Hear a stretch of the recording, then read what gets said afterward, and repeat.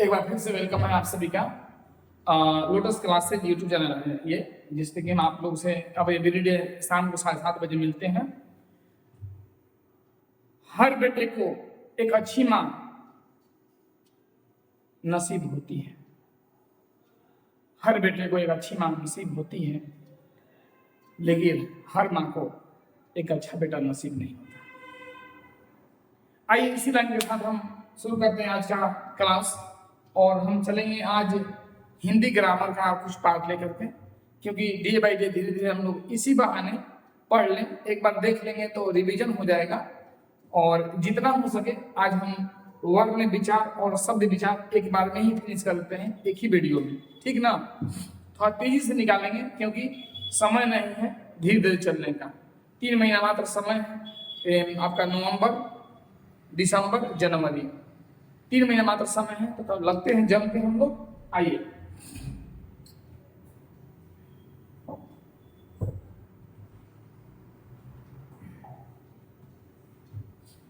यहाँ एक लाइन लिखा हुआ है, सफलता कभी अमीरी गरीबी नहीं देखती है, वो सिर्फ मेहनत देखती है। सक्सेस जो होती है वो अमीरी गरीबी नहीं देखती है, सिर्फ मेहनत देखती है। तो आप लोग वर्क कीजिए, जबरदस्त तरीके से मेहनत कीजिए, because of labour never goes in when, labour never goes in when, मेहनत कभी बेकार नहीं जाते हैं, ये बात करते हैं।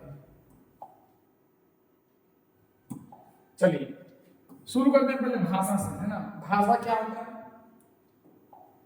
देखिए, हम जो बोल रहे हैं आपके लिए, आप सुन रहे हैं और आप बोलेंगे मैं सुनूंगा, ये सब भाषा है ना। वह साधन है जिसके माध्यम से हम अपने मन के भावों को, विचारों को दूसरों तक आसानी से प्रकट करते हैं, उसे भाषा कहते हैं, है ना। फिर से देखते हैं, वह साधन जिसके द्वारा हम अपने मन के भाव अथवा विचारों को दूसरों तक प्रकट करते हैं, उसे भाषा कहते हैं। हिंदी क्या है? हिंदी एक भाषा है। संस्कृत क्या है? संस्कृत एक भाषा है। अंग्रेजी क्या है? अंग्रेजी एक भाषा है। ठीक, आइए आगे बढ़ता हूं। भारत की सबसे प्राचीन भाषा क्या है? भारत की सबसे प्राचीन भाषा है आपको पाली और प्राकृत। भारत की सबसे प्राचीन भाषा पाली और प्राकृत है। भाषा के प्रकार 3 हैं। भाषा के प्रकार 3 हैं। कौन कौन है? मौखिक भाषा, सांकेतिक भाषा और लिखित भाषा। मौखिक भाषा, सांकेतिक भाषा और लिखित भाषा। मौखिक भाषा क्या है?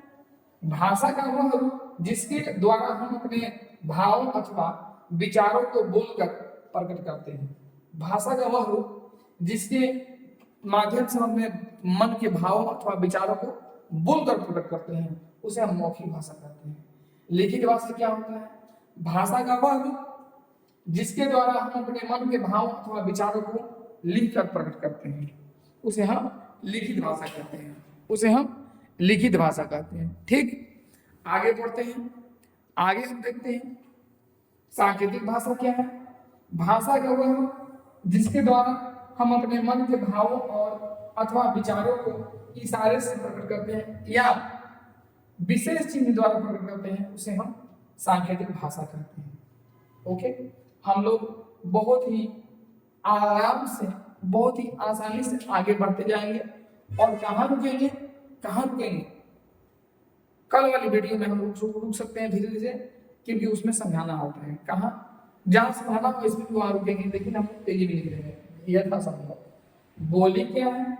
भाषा का वर्ग जिसे किसी सीमित क्षेत्र में बोला जाता है, उसे बोली कहते हैं। भाषा का वर्ग जिसे किसी सीमित क्षेत्र में बोला जाता है, सीमित, छोटा दायरा है, बहुत बड़ा दायरा नहीं, अथवा थोड़ी थोड़ी दूरी पर बदलने वाले, मौखिक बदलने वाले भाषा को, मौखिक भाषा को बोली कहते हैं। जैसे मान लीजिए अभी हम कहाँ हैं? हम अभी भोजपुर जिला में हैं, तो यहाँ का अलग टोन है, यहाँ का अलग टोन है। लेकिन अगर हम चल जाएंगे गंगा जी के उस तरफ, सोन के उस तरफ, पटना जिला में, या उधर छपरा जिला में, या उधर अरवल जिला में, तो अलग अलग टोन है। उधर उसका अलग टोन है, उधर के लोगों का अलग तरीका है बात करने का, थोड़ा टोन अलग बदल जाता है। इसको हम बोली कहते हैं, बोली। जैसे भोजपुरी, मारवाड़ी, मगही, कन्नौज, मैथिली, हरियाणवी इत्यादि इत्यादि, ये सब बोलियां हैं।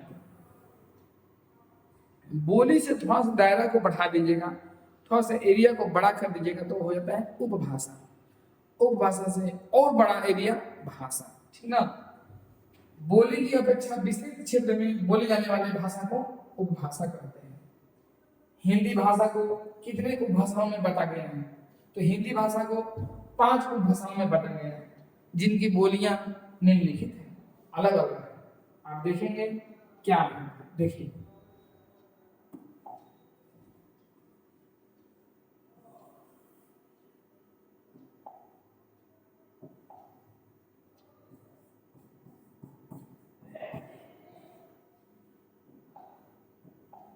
चलिए, ये हिंदी क्या है? हिंदी जो है एक भाषा है। क्या है?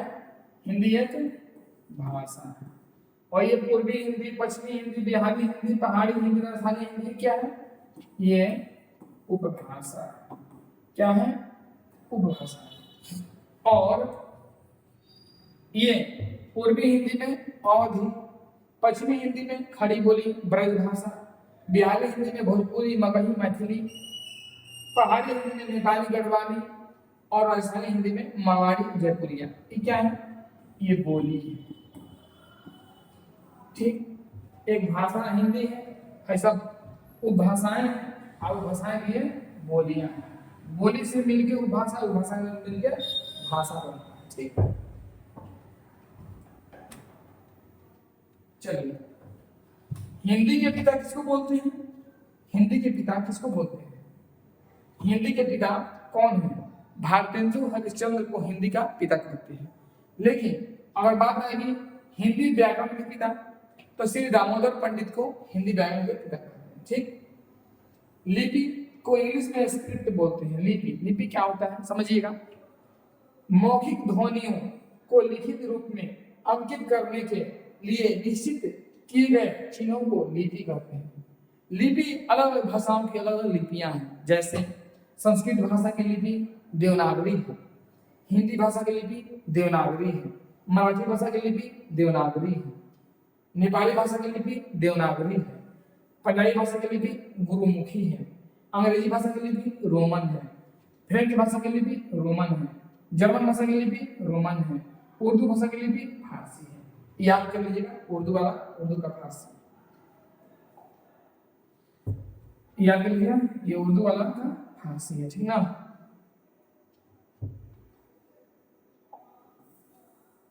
व्याकरण वह शब्द शास्त्र, वह शब्द शास्त्र, वह शब्द शास्त्र, वह शब्द शास्त्र जिसके द्वारा हम शुद्ध शुद्ध लिखना, बोलना एवं पढ़ना सीखते हैं, उसे व्याकरण कहते हैं। हिंदी व्याकरण को 5 भागों में बांटा गया है। हिंदी व्याकरण को 5 भागों में बांटा गया है। वर्ण विचार, शब्द विचार, पद विचार, वाक्य विचार, चिन्ह विचार। वर्ण विचार, शब्द विचार, पद विचार, वाक्य विचार और चिन्ह विचार। ठीक। राजभाषा क्या है? राजभाषा किसी भी देश के राजकाज की भाषा को राजभाषा के नाम से जानते हैं।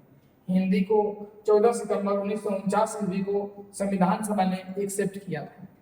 तभी से हम 14 सितंबर प्रत्येक साल 14 सितंबर को हम हिंदी दिवस मनाते हैं, और उस वक्त से हिंदी को हम राजभाषा मान ली है, राष्ट्रभाषा भी कहते हैं उसको। हिंदी दिवस प्रत्येक वर्ष 14 सितंबर को मनाया जाता है।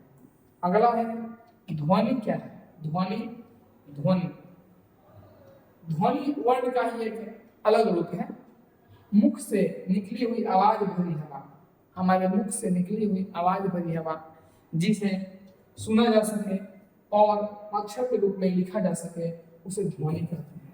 यहाँ पे अलग मामला है ध्वनि का। आप साइंस के मामले से मत देखिएगा ध्वनि को, है ना, हिंदी ग्रामर के मामले से देखिएगा ध्वनि को।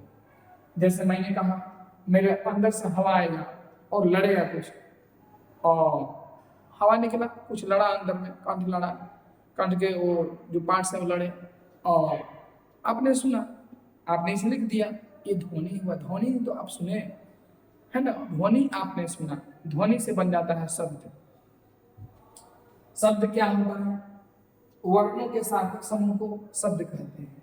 वर्णों के सार्थक समूह को शब्द कहते हैं। जैसे कलम, पुस्तक। आप देखेंगे वर्णों का सार्थक समूह शब्द होगा कैसे भाई?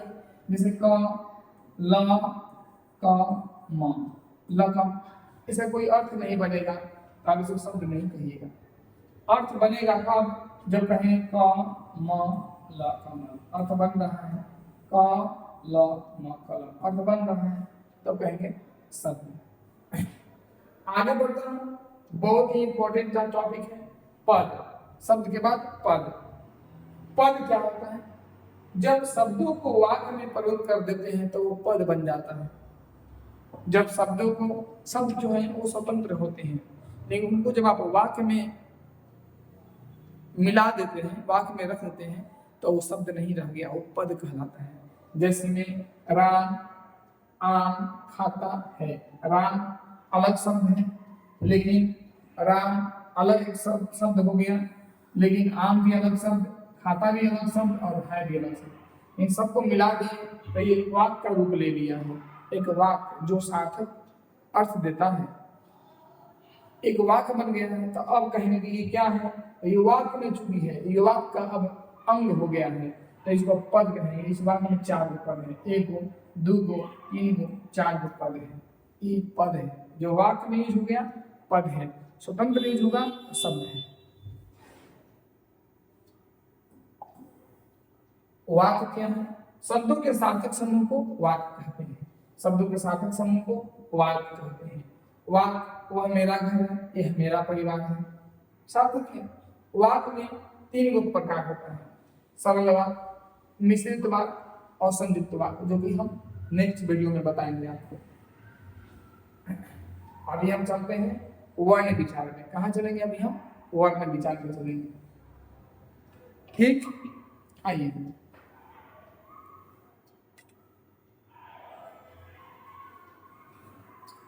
वर्ण किसे कहते हैं? वर्ण, आवाज जा रही है? ठीक है। वर्ण किसे कहते हैं? भाषा की सबसे छोटी इकाई को वर्ण कहते हैं। भाषा की सबसे छोटी इकाई को वर्ण कहते हैं। अथवा भाषा की वह छोटी से छोटी इकाई जिसके और टुकड़े नहीं हो सकते, उसे वर्ण कहते हैं। जैसे अ, आ, ई, बड़ी, ऊ, बड़ा ऊ इत्यादि, सब वर्ण है, इसके हम टुकड़े नहीं कर सकते। अक्षर क्या होता है? वर्णों के मेल से अक्षर बनते हैं। वर्णों के मेल से अक्षर बनते हैं। स्वर वर्ण और व्यंजन वर्ण के मेल से अक्षर बनते हैं। जैसे में आप समझने का प्रयास करिएगा। देखिए, ये जो है क, इनमें हलंत लगा दीजिए, तब ये वर्ण हुआ। तब इनमें आधा क है, इसका मतलब अ मिलके बन गया क। यहाँ पे इसको हम अक्षर बोलेंगे, अक्षर, ये अक्षर हुआ। ठीक, आगे बढ़ता हूं। क को, क में हलंत है, वर्ण है, अ वर्ण है, और क अब अक्षर है। क्योंकि क जो है ये अकेले नहीं है, कुछ क जो है 2 पान के मिलने से क बना है। फिर से समझिए, क जो है ये बना हुआ है क में हलंत और प्लस अ के मिलने से, तो ये वर्ण है, वर्ण है, ये अक्षर है ना। बहुत ही गहरा ये टॉपिक है, ध्यान दीजिएगा थोड़ा सा। देखिए, आइए बात करते हैं वर्णमाला पर। वर्णमाला की बात करते हैं। आइए, वर्णमाला कितने हैं? तो वर्णमाला तो ओनली एक है। कैसे भाई? देखिए, आपसे मैंने कहा 10 माला, 10 फूल लेके आइए। फूल, आपने 10 फूल लाया, 10 फूल को टेबल पर रख दीजिए, आपने रख दिया। एक धागा लाइए, आपने धागा लाया, धागा में फूल को पिरो दीजिए, बांध दीजिए, बांध दिए। तो क्या हो गया वो धागा? उसका नाम क्या हो गया? उसका नाम हो गया धागा का, क्या नाम हो गया? अब धागा में माला को पिरो दिए हैं, धागा में फूल को पिरो दिए हैं, तो नाम हो गया माला। माला। मैंने पहले अगर पूछता कि फूल कितने लाए, आप कहते 10। अब पूछूंगा माला कितने बने, आप कहेंगे 1। माला 1 बने, फूल को सही से सजा दिए तो फूल माला हो गया, एक माला। ऐसा ही वर्ण जो है वो बहुत है, 52 को है लगभग, है ना। लेकिन अच्छे से सजा दीजिएगा तो वो वर्णमाला हो जाता है ना। वर्णों के क्रमबद्ध समूह को वर्णमाला कहते हैं। हिंदी वर्णमाला में वर्णों की संख्या 52 है। वर्णमाला एक है लेकिन वर्ण 52 है। वर्णमाला एक है लेकिन वर्ण 52 है। वर्णमाला एक है लेकिन वर्ण 52 है, याद रखिएगा। वर्णमाला सिर्फ एक है लेकिन वर्ण 52 है। ठीक, वर्ण के प्रकार दो हैं, कौन कौन है भाई? वर्ण के प्रकार दो हैं, कौन कौन है भाई? देखिए कौन कौन है। स्वर वर्ण और व्यंजन वर्ण। स्वर वर्ण और व्यंजन वर्ण।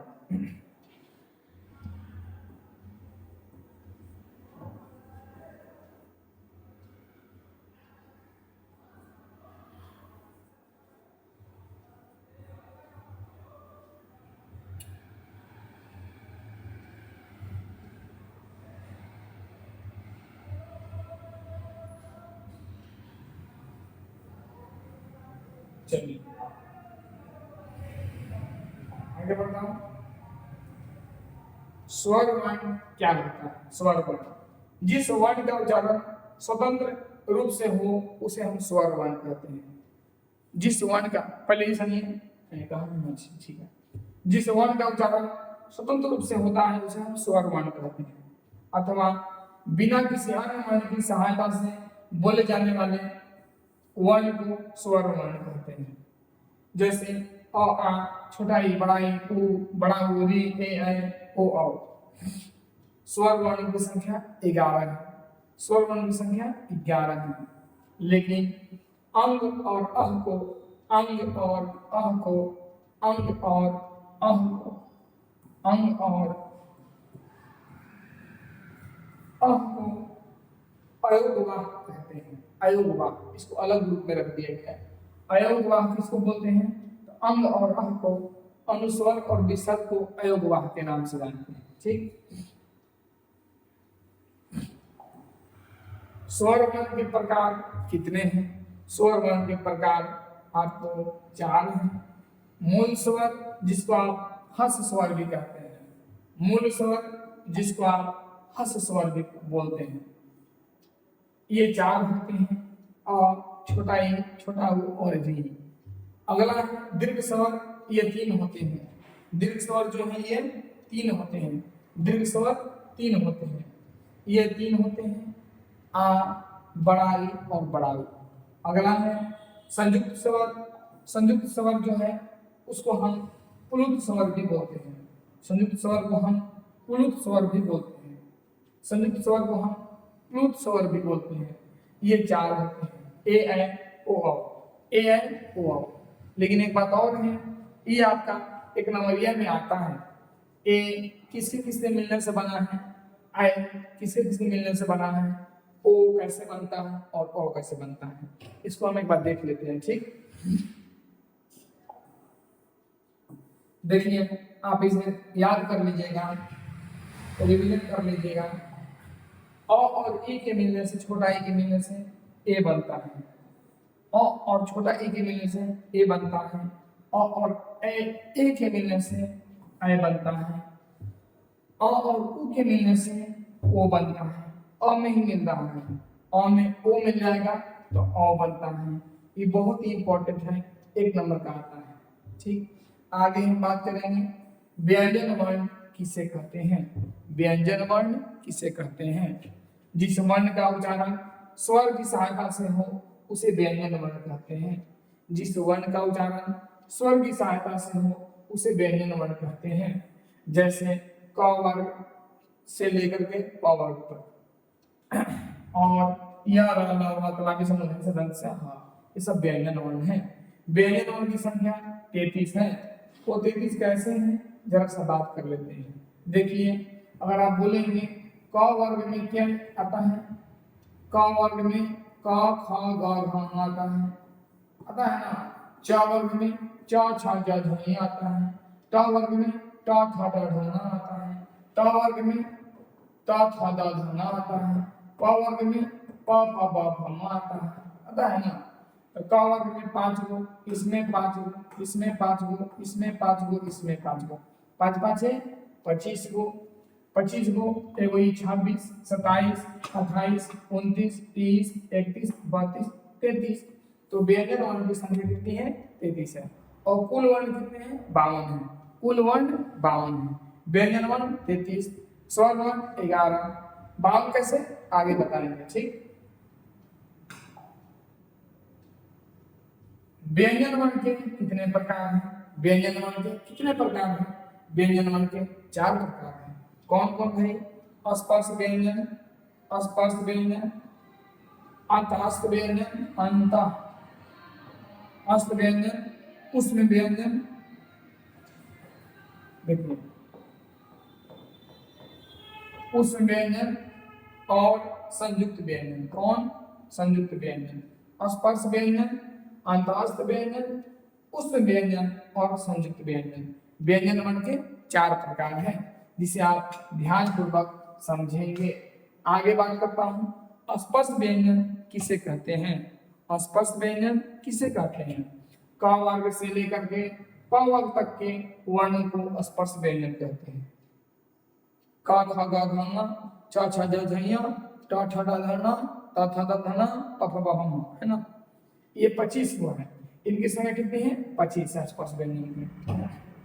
आगे बात करूंगा आपसे मैं, अंतःस्थ व्यंजन किसे कहते हैं? अंतःस्थ व्यंजन, देखिए अंतःस्थ व्यंजन की बात है, या को अंतःस्थ व्यंजन कहते हैं। इसकी संख्या, इसे अर्ध स्वर भी कहते हैं।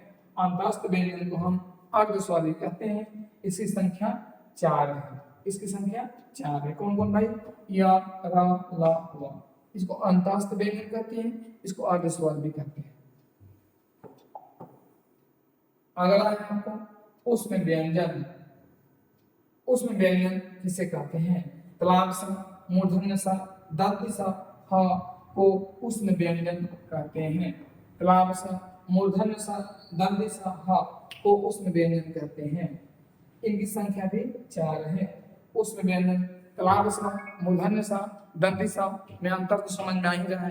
तलाब सा जीभ जाकर तालू में लड़ता है, मूर्धन्य सा जीभ जाके दांत के ऊपर लड़ता है मूर्धा में, और दंती सा जीभ जाके दांत में लड़ता है। आप देख के बोल के देखिए, तलाब सा, मूर्धन्य सा, दंती सा, दांत अलग अलग जगह पे जाके लड़ा है। आगे बढ़ते हैं। संयुक्त व्यंजन क्या है? संयुक्त व्यंजन किसे कहते हैं? संयुक्त व्यंजन किसे कहते हैं? छ, तरा, ज्ञ और स्रा। देखिए ध्यान से, छ, तरा, ज्ञ और स्रा, इसको हम बोलते हैं संयुक्त व्यंजन। ये कैसे बनता है? ये 1 नंबरिया में आता है, इसमें ध्यान रखिएगा। आप आगे देखेंगे तो संयुक्त व्यंजन का एग्जाम्पल समझ लेंगे। आप इसको ध्यान से पढ़िए, समझिएगा, दिमाग में रखिएगा। देखिए कैसे, क में हलन और मूर्धन्य से जोड़ेंगे। क में हलन और मूर्धन्य से जोड़ करके होता है छ। त में हलन, त है त, त में हलन, त में हलन, त में हलन और रा जोड़ते हैं तो बनता है तरा। हाई है, ज में हलन, ज में हलन, ज में हलन, ज में हलन और या बनता है ज्ञ। हाई, कलाबे समय हलन, कलाबे समय हलन, कलाबे समय हलन और रा, ये नहीं है, कलाबे समय हलन और रा मिलके बनता है स्रा। इनकी संख्या भी 4 है, ध्यान रखिएगा। श्वास की मात्रा के आधार पर व्यंजन के कितने प्रकार हैं? श्वास की मात्रा के आधार पर व्यंजन के 2 प्रकार हैं। एक को बोलते हैं अल्पप्राण, एक को बोलते हैं महाप्राण। अल्पप्राण, महाप्राण। कंपन के आधार पर व्यंजन के भी 2 प्रकार हैं। एक को बोलते हैं घोषवर्ण, एक को बोलते हैं अघोषवर्ण। घोषवर्ण, अघोषवर्ण।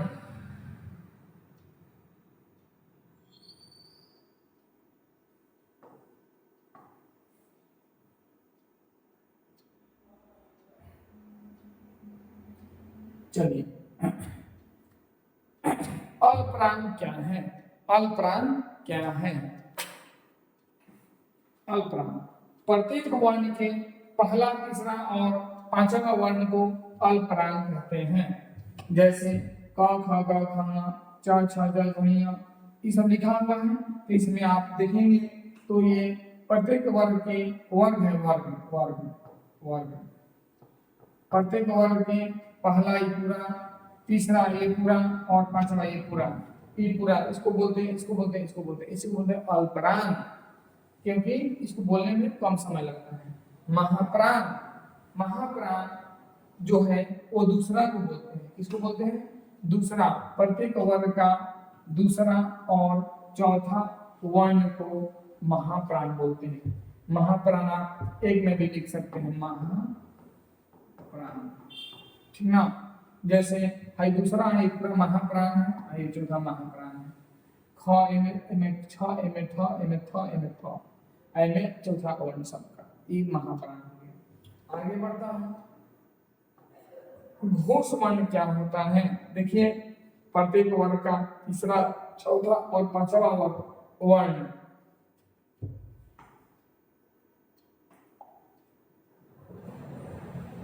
और साथ ही साथ या, रा, ला और ह को घोष वर्ण कहते हैं। घोष वर्ण कहते हैं। घोष वर्ण किसे कहते हैं? कौन वर्ण? घोष वर्ण किसे कहते हैं? तो प्रत्येक वर्ग का तीसरा, चौथा और पांचवा वर्ण साथ ही साथ या, रा, ला व ह को घोष वर्ण कहते हैं। अगला है अघोष वर्ण किसे कहते हैं? अघोष वर्ण किसे कहते हैं? प्रत्येक वर्ग का पहला और दूसरा वर्ण को के साथ ही साथ तलादसा, मूर्धन्यसा, दंतसा को अघोष वर्ण कहते हैं। अघोष वर्ण कहते हैं, ध्यान रखिएगा। आगे बोलते हैं द्विगुण व्यंजन या फिर उच्छिष्ट व्यंजन। उ आधा त, उच्छिष्ट व्यंजन, उच्छिष्ट